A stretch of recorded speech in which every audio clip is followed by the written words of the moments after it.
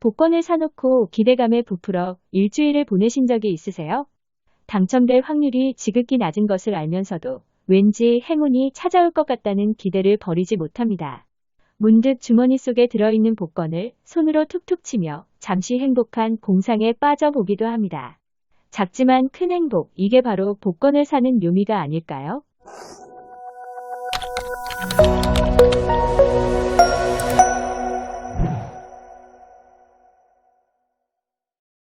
안녕하세요. 생활경제TV입니다. 로또는 우리 생활에서 하나의 소소한 행복으로 자리 잡은 지 오래입니다.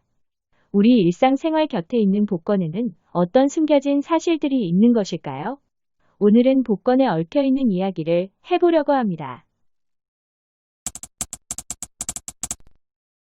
복권에 당첨될 확률은 벼락 맞을 확률보다 낮다고 합니다.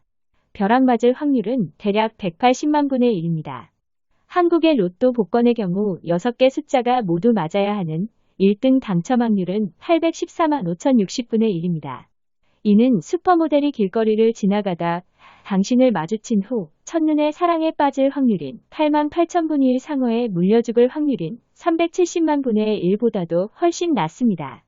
복권 당첨금이 수천억 원에 달하는 미국의 대표적인 복권인 파워볼의 경우 한국의 로또 복권과는 비교할 수 없을 정도로 당첨 확률이 낮습니다. 파워볼의 당첨 확률은 2억 9,200만 분의 1 수준입니다. 사람들이 복권을 사는 이유를 기대값이라는 말로 설명할 수 있습니다. 기대값은 복권을 산 사람이 받는 당첨금의 평균값입니다. 당첨금 총액을 복권 판매량으로 나눈 값이지요. 로또의 경우 기대값이 50%로 다른 복권들에 비해 낮습니다. 1,000원짜리 로또 한 장을 사면 500원을 운영비와 공익기금으로 쓰고 500원이 당첨금으로 나간다는 것입니다.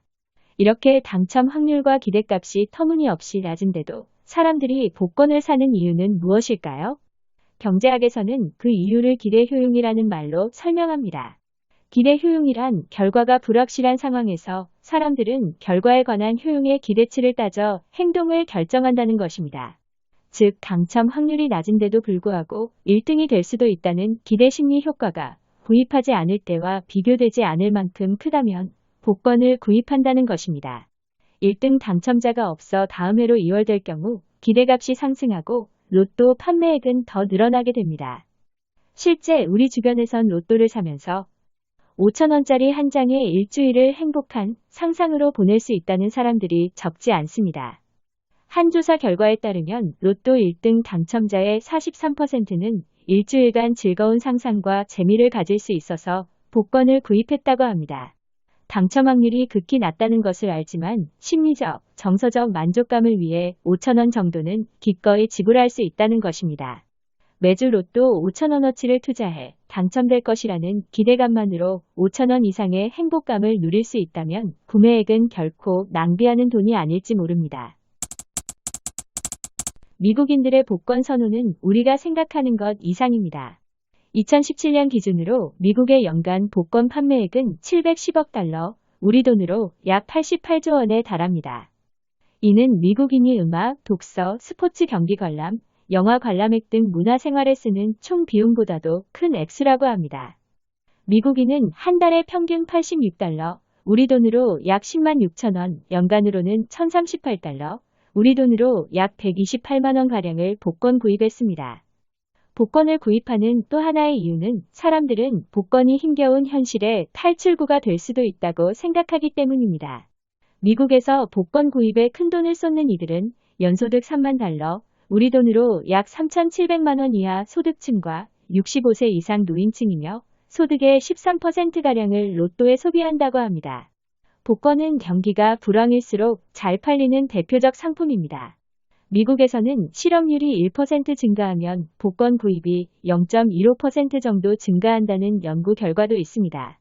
복권의 역사의 저자인 데이비드 니버트는 복권은 사람들에게 1억 천금이란 공허한 꿈을 꾸게 하며 현실과 맞서 싸우기보다는 현실에서 벗어나 도망치라는 메시지를 전달한다고 지적했습니다.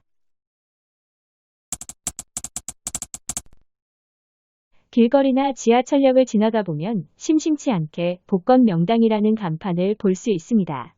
복권 판매처들은 저마다 1등 당첨자 최다 배출을 걸어놓고 소비자를 유인합니다. 과학적인 방법을 이용해 당첨 번호를 알려준다고 광고하는 온라인판 복권 명당도 있습니다. 이런 회사들은 흔히 전에 나왔던 당첨 번호를 분석하여 각 숫자의 출현 빈도를 구하고 그 결과를 기반으로 번호를 생성합니다. 하지만 이런 복권 명당은 존재하지 않는다고 보는 것이 맞습니다.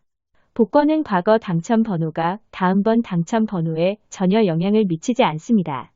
예를 들어 600회 로또와 601회 로또는 개별적인 독립사건이기 때문입니다.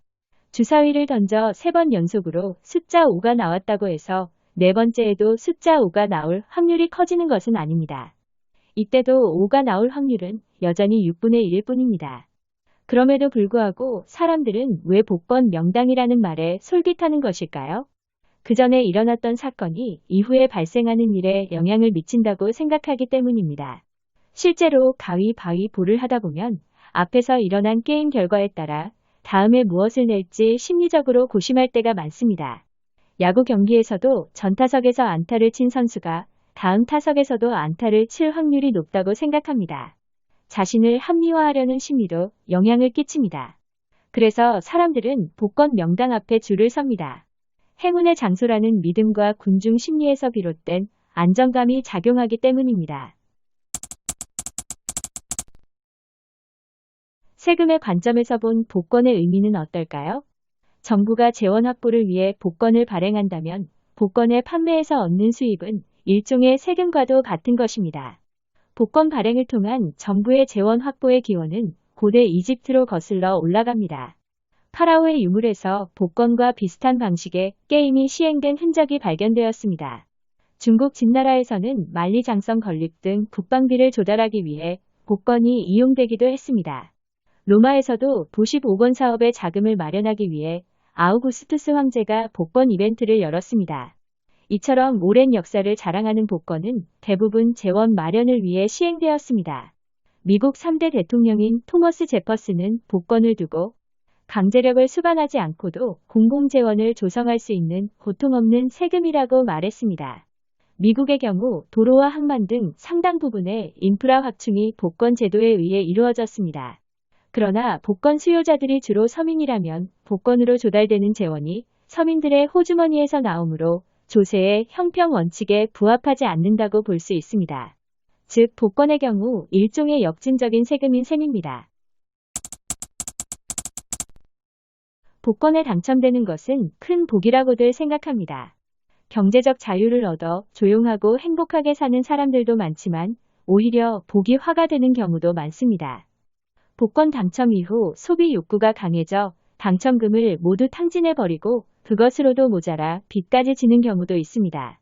미국 유명 잡지인 US 뉴스 앤드 월드 리포트는 지난 수십 년간 복권에 당첨된 사람들을 추적해 그들의 삶을 소개하는 특집 기사를 낸 적이 있습니다. 이 잡지는 당첨자의 4분의 3이 평균 수명을 채우지 못했다고 보도했습니다.